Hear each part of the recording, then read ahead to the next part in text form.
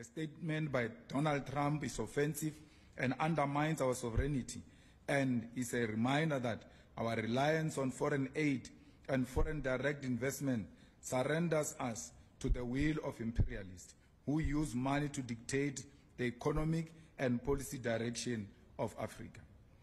We want to make it categorically clear to the President of the USA that we are going to expropriate land without compensation and pursue legislative measures to do so, and no threat will stop us. His misinterpretation of the Expropriation Act,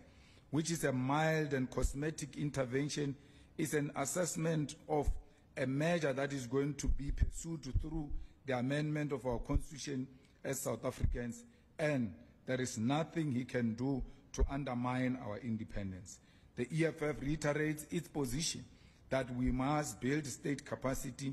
build a strong agricultural and industrial nation which will not depend on the West, and intensify trade relations with progressive nations such as China, Russia, and